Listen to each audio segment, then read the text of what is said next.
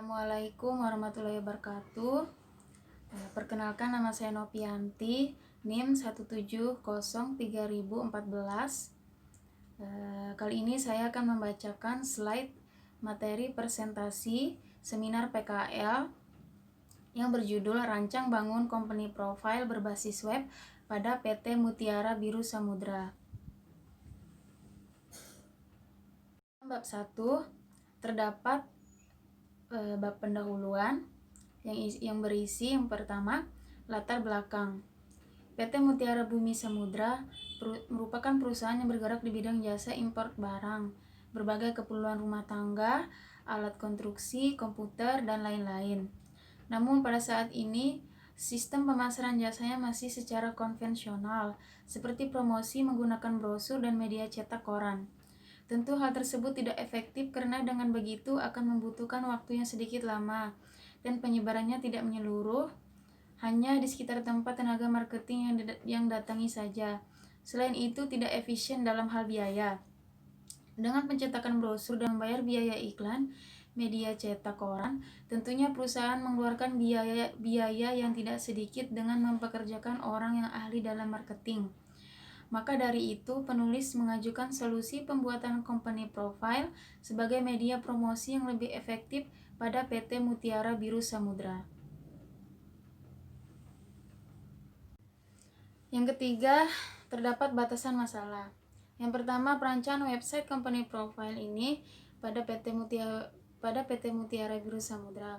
Yang kedua, konten yang ditampilkan dalam company profile yang dibuat hanya terdiri dari profil perusahaan, informasi produk, harga, pelayanan, dan kontak.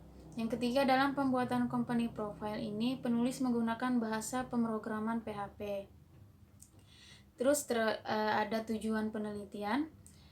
Pertama, sebagai salah satu syarat penulis dalam memenuhi mata kuliah praktek kerja lapangan. Yang kedua, pembuatan company profile berbasis web agar memudahkan PT Mutiara Biru Samudra dalam memasarkan perusahaan jasanya secara efektif dan inovatif.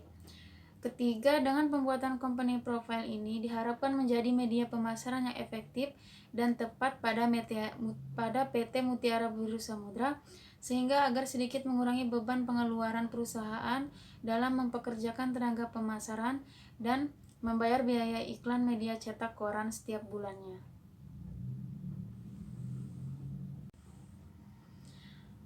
Yang selanjutnya ada manfaat penelitian. Yang pertama, untuk PT Mutiara Biru Samudra.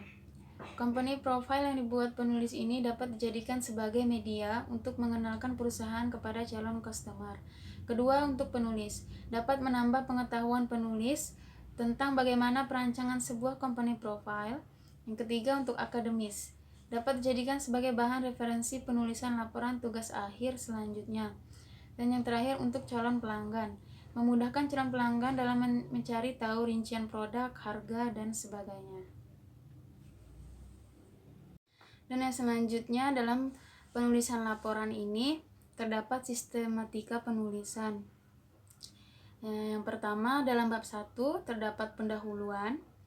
Dalam bab 2 terdapat landasan teori. Bab 3 metodologi penelitian.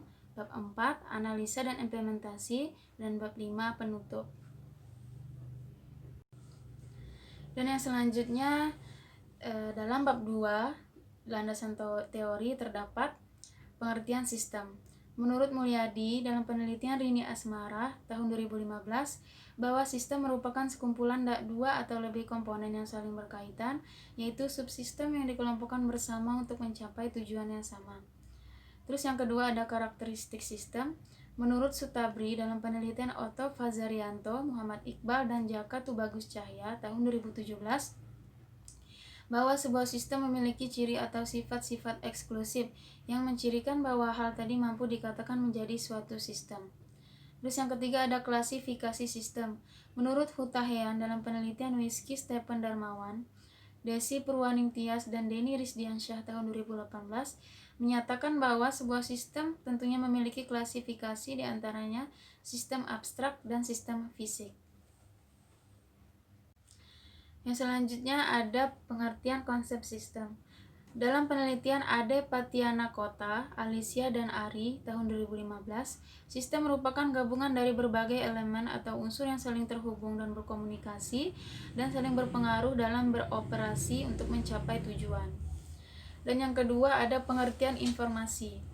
Menurut Davis, tahun 2018 dalam penelitian Yunahar Herianto, informasi adalah data yang diolah menjadi bentuk yang berarti untuk penerima dan penerima manfaat keputusan saat ini atau untuk yang akan datang. Terus yang keenam ada kualitas informasi. Menurut Pitt dan Watson dalam penelitian Dedi Suhendro tahun 2016 bahwa kualitas informasi mengacu pada keluaran dari suatu sistem informasi yang meliputi nilai, manfaat, relevansi, dan urgensi dari informasi yang dihasilkan. Terus yang ketujuh ada konsep informasi. Menurut Tata Jogianto, dalam penelitian Rusli Saputra tahun 2015, menyatakan bahwa sebuah sistem terdapat dua jenis pendekatan yang ditekankan terhadap komponen dan prosedur atau elemen-elemen. Yang selanjutnya ada pengertian sistem informasi. Menurut Turban, McLean, dan Weterbe dalam penelitian Dede Wiratriseputra dan Rahmi Andriani tahun 2019 menyatakan bahwa sistem informasi adalah kegiatan dalam mengumpulkan, pemrosesan, penyimpanan, dan penyebaran sebuah informasi untuk tujuan spesifik. Terus yang selanjutnya ada komponen sistem informasi. Menurut Ster dalam penelitian Rini Asmara tahun 2015 menjelaskan bahwa dalam sistem informasi terdapat komponen-komponen di dalamnya yang antara lain hardware, software, database, telekomunikasi, dan manusia. Selanjutnya ada konsep sistem informasi. Menurut Anggraini dalam penelitian Yuniar, Restu Saputri, dan Sukris Sutiyatno tahun 2017 bahwa konsep sistem informasi adalah sistem di dalam organisasi yang memenuhi kebutuhan pemrosesan transaksi harian, mendukung operasi, atur manajemen, dan kegiatan strategis, dan memberikan kepada orang luar dengan informasi tertentu yang dibutuhkan untuk pengambilan keputusan. Terus yang selanjutnya ada manfaat sistem informasi. Menurut Rusli Saputra tahun 2015, kebermanfaatan sistem informasi dalam dapat berbentuk keuntungan berwujud dan tidak berwujud. Terus yang selanjutnya ada pengertian perangkat lunak. Menurut Roger S. dalam penelitian Abdul Khair Tarigan, Surya Dharma Nasution, dan Sugiman, dan Abdul Karim tahun 2016 bahwa software atau perangkat lunak adalah informasi deskriptif tentang hard copy dan bentuk virtual yang digunakan untuk menggambarkan pengoperasian dan penggunaan program. Yang selanjutnya ada pengertian RPL. Menurut Janner dalam penelitian Yuhendra dan Riza Eko Yulianti tahun 2015 bahwa rekayasa perangkat lunak atau RPL adalah bidang yang membahas metode pengembangan perangkat lunak termasuk pembuatan, pemeliharaan, dan manajemen organisasi pengembangan perangkat lunak. Terus yang selanjutnya ada proses RPL. Menurut Ashikin dalam penelitian Rahimi Fitri Subandi dan Ida Hastuti tahun 2019 menyatakan bahwa proses rekayasa perangkat lunak biasanya dibagi menjadi beberapa tahapan, yaitu menganalisis kebutuhan pengguna, melakukan perancangan sistem berdasarkan hasil analisis permintaan, melaksanakan desain yang telah selesai, dan terakhir melakukan tahap pengujian perangkat lunak. Terus yang selanjutnya ada tujuan RPL. Menurut Mulyanto dalam penelitian Nopi Yona Sidratul Nunti tahun 2019 menyatakan bahwa rekayasa perangkat lunak mempunyai sebuah tujuan yang tidak berbeda dengan rekayasa yang lain. Yang selanjutnya ada model waterfall. Menurut Pressman 2018 dalam penelitian Samudi, Herlambang Brawijaya, dan Slamet Widodo menyatakan bahwa model air terjun dan strukturnya memiliki struktur yang berurutan. Terus yang selanjutnya ada pengertian UML. Menurut Windu, Gata, dan Grace dalam penelitian Ade Hendini tahun 2016, UML adalah bahasa spesifikasi standar untuk merekam, menspesifikasikan, dan membangun perangkat lunak. UML juga adalah metode untuk mengembangkan sistem berorientasi objek dan alat untuk mendukung pengembangan sistem. Terus ada sejarah UML. Menurut penelitian Coleman dalam penelitian Ibnu Akil tahun 2016 bahwa telah dilakukan beberapa upaya untuk menyatukan metode berorientasi objek yang sedang berkembang. Salah satunya adalah Fusion of Coleman dan kawan-kawan yang meliputi konsep OMT atau teknologi pemodelan objek Rumbaugh, Buch, dan CRC atau Wipsbrook. Karena dalam hal ini tidak melibatkan penulis asli, jadi ini dianggap sebagai metode baru dan tidak menggantikan metode yang ada sebelumnya. Dan yang selanjutnya ada SDLC atau Software Development Life Cycle. Menurut Rosa, dalam penelitian Dede Wiratri Seputra dan Rahma Andriani tahun 2019, bahwa proses dalam pengembangan dan mengubah sistem software melalui penggunaan model dan metode yang digunakan untuk mengembangkan sistem perangkat lunak sebelumnya. Terus ada bagian-bagian UML. Menurut Windagata dalam penelitian Gelisha Urpa dan Helmi Fauzi Siregar tahun 2015, terdapat bagian-bagian dalam UML. Yang pertama ada use case diagram, activity diagram, dan class diagram. Terus ada pengertian company profile. Menurut Agus Trijanto dalam penelitian Hafiz Ibnu Mubarak, Supatno, dan Rahima Nugrahani tahun 2019, bahwa company profile merupakan gambaran umum mengenai hal sebuah perusahaan yang ingin melakukan serangkaian langkah promosi. Yang selanjutnya ada jenis company profile.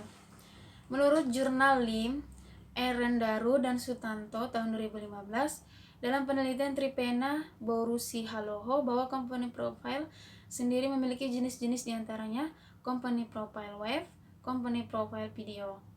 Dan ada di sini isi company profile. Menurut jurnal LIM, Erendaru dan Sutanto tahun 2015, bahwa sebuah company profile memiliki sebuah elemen atau isi yang terdapat di dalamnya. Secara umum yang berisikan sejarah perusahaan, visi misi perusahaan, alamat perusahaan, dan sistem pelayanan atau fasilitas yang terdapat dalam perusahaan. Terus yang selanjutnya ada pengertian website. Menurut Hidayat dalam penelitian Ahmad Syukron dan Nur Hasan tahun 2015, bahwa situs web merupakan kumpulan dari halaman-halaman yang digunakan untuk menampilkan informasi teks, gambar diam dan gerak, animasi, suara, atau kombinasi dari hal tersebut. Dan juga terdapat statis dan dinamis, membentuk serangkaian bangunan yang saling terkait dengan jaringan halaman web. Dan sekarang ada jenis website. Menurut Hidayat dalam penelitian Ahmad Syukron dan Nur Hasan tahun 2015, bahwa website memiliki jenis yang sesuai dengan sifat dan gayanya. Yang pertama ada website dinamis dan website statis. Terus ada CSS atau Cascading Style Sheet. Menurut Kurniawan dalam penelitian Muhammad Said Nopendri, Ade Saputra, dan Chandra Eri Firman, bahwa CSS berfungsi dalam mengatur tampilan sebuah web dengan kemampuan yang sangat baik dari tag dan atribut standar HTML. Yang selanjutnya ada HTML atau Hypertext Markup Language. Menurut Winarno dalam penelitian Andi Kusniawan dan Sadriarianto tahun 2016 menyatakan bahwa HTML merupakan bahasa yang menandai atau markup dan dalam menformat dan mengatur isi halaman sebuah situs web. Yang selanjutnya ada PHP atau Hypertext Preprocessor. Menurut Andi dalam penelitian Muhammad Said Nopendri, Ade Saputra, dan Chandra Eri Firman tahun 2019, bahwa bahasa pemrograman yang pada dasarnya digunakan untuk membuat situs web menggunakan script CC server. Selanjutnya ada Bootstrap. Menurut Rido dalam penelitian Junior Restu Saputri dan Sukri Sutiarto tahun 2017 menyatakan bahwa Bootstrap adalah alat atau kerangka kerja HTML dan CSS untuk membuat tampilan halaman web yang elegan mendukung berbagai perangkat. Nah, selanjutnya ada pengertian database. Menurut Kusuma Dewi dan Hari Purnomo dalam penelitian Muhammad Asrori dan Ahmad Zaki Falani tahun 2019 menyatakan bahwa database atau basis data adalah sekumpulan data yang saling berkaitan atau berhubungan satu dengan yang lainnya yang tersimpan di hardware komputer dan software dalam memanipulasinya. Yang selanjutnya ada manfaat database. Menurut Nugroho dan Bunafid dalam penelitian Baria tahun 2015 menyatakan bahwa RDBMS atau Relational Database Management System sangat diperlukan dalam pengelolaan data dan memaksimalkan autentikasi data. Apabila apabila data tersebut akan terjadi masalah dan paling fatalnya ketika data tersebut tidak bisa diakses. Oleh sebab itu, menggunakan database adalah hal yang paling penting dalam dokumentasi suatu data dalam media penyimpanan. Nah, selanjutnya ada pengertian SQL. Menurut Abdul Qadir dalam penelitian Tommy Lopari tahun 2018 menyatakan bahwa SQL atau Structured Query Language merupakan salah satu bahasa yang digunakan dalam mengakses database relasional. Nah, selanjutnya ada pengertian MySQL. Menurut Nugroho dalam penelitian Ahmad Syukron dan Nur Hasan tahun 2015 bahwa MySQL merupakan sebuah program yang membuat dan mengelola basis data atau DBMS atau Database Management System. Yang selanjutnya ada XMPP. Menurut Nugroho dalam penelitian Ahmad Syukron dan Nur Hasan tahun 2015 bahwa MySQL merupakan sebuah program yang membuat dan mengelola basis data. Dan selanjutnya ada PHP MyAdmin. Menurut Nugroho dalam penelitian Ahmad Syukron dan Nur Hasan tahun 2015 bahwa MySQL merupakan sebuah program yang membuat dan mengelola basis data atau DBMS. Dan yang selanjutnya dalam penulisan laporan ini terdapat di bab 3 terdapat metodologi penelitian yang berisikan kerangka kerja. Di sini dalam kerangka kerjanya terdapat identifikasi permasalahan, studi literatur, pengumpulan data, perancangan sistem, testing dan implementasi sistem, dan pembuatan laporan. Dan yang selanjutnya yang terdapat dalam kerangka kerja terdapat ada analisis dan perancangan sistem. Yang pertama analisis kebutuhan, pendesainan sistem, penulisan kode program, dan testing program. Dan yang selanjutnya di bab 4 terdapat analisa dan implementasi. Yang pertama, analisa sistem yang berjalan. Jadi di sini penulis membuat activity diagram sistem yang berjalan pada saat ini di PT Mutiara Biru Samudra. Alurnya yang pertama marketing turun ke lapangan, membagikan brosur kepada calon pelanggan. Terus kemudian calon pelanggan menerima brosur dan melihat-lihat brosur. Jika tertarik, calon customer akan memesan jasa layanan kepada PT Mutiara Biru Samudra dengan datang langsung ke kantor PT Mutiara Biru Samudra dengan dilayani oleh admin kasir. Dan admin kasir akan meminta persyaratan dokumen seperti surat NPWP dan SIOP. Kemudian setelah calon customer melengkapi syarat tersebut, maka pesanan akan diproses untuk selanjutnya. Dan yang selanjutnya terdapat analisa dan perancangan sistem. Di sini terdapat sejarah perusahaan singkat PT Mutiara Biru Samudra. Merupakan salah satu perusahaan yang bergerak di bidang jasa impor yang menyediakan berbagai jenis barang mulai dari barang listrik, mesin, garmen, makanan, tas, sepatu, dan lain-lain. PT Mutiara Biru Samudra didirikan di Batam pada November 2019 yang beralamatkan di Komplek Tunas Bis Park, Blok E nomor 7 Batam Center, yang didirikan oleh 2 orang pemilik saham yang bernama Bapak Andi Iwan Naroy sebagai direktur dan Bapak Angga Aprianto sebagai komisaris. Dan di sini terdapat visi misi perusahaan. Yang pertama ada visi percaya diri untuk menjadi salah satu perusahaan forwarding independen terbesar yang mampu memberikan layanan super kepada pelanggan. Terus ada misi, memastikan konsumen kami puas dengan layanan super kami secara akurat, profesional, dan tepat waktu. Dan di sini terdapat struktur organisasi perusahaan. Yang pertama ada direktur, komisaris, bagian HRD, accounting, admin, customer service, bagian lapangan. Dan dari evaluasi sistem yang berjalan ini, dari hasil data yang diperoleh penulis Dalam penelitian telah dilakukan pada PT Mutiara Biru Samudra bahwa dengan sistem promosi yang berjalan masih banyak kekurangan di dalamnya, seperti tidak efektifnya langkah pemasaran karena penyebaran informasinya terbatas, pengeluaran biaya yang cukup besar dengan mencetak brosur dan membayar biaya iklan media, surat kabar koran. Terus ya, yang ketiga ada analisis sistem yang diusulkan. Jadi di sini penulis membuat activity diagram mengenai sistem yang diusulkan. Jadi di sini calon customer mengakses website company profile PT Mutiara Biru Samudra yang dibuat penulis, terus melihat menu yang terdapat dalam website seperti menu profil, menu produk, menu harga, menu layanan, dan menu kontak. Setelah calon customer melihat-lihat, jika tertarik akan melakukan pemesanan melalui telepon. Dan pihak admin akan menjelaskan rincian tentang produk melalui telepon. Kemudian jika calon customer tertarik, maka akan melakukan pemesanan dengan datang langsung ke kantor PT Mutiara Biru Samudra. Kemudian pihak admin kasir akan meminta persyaratan dokumen seperti nomor NPWP dan SIUP. Setelah calon customer melengkapi syarat tersebut, maka pesanan akan diproses untuk langkah yang selanjutnya.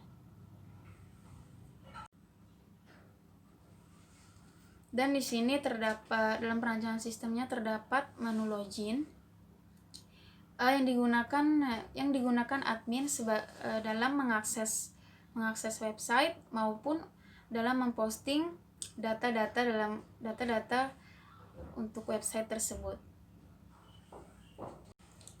Dan dalam website company profile ini terdapat tampilan home. Dalam tampilan menu home ini di sini penulis membuat gambaran singkat tentang PT Mutiara Biru Samudra. Kemudian selanjutnya ada tampilan profil. Dalam tampilan profil ini terdapat sejarah singkat berdirinya PT Mutiara Biru Samudra. Dan selanjutnya ada tampilan produk. Dalam tampilan menu produk ini terdapat rincian mengenai produk-produk yang terdapat pada PT Mutiara Biru Samudra.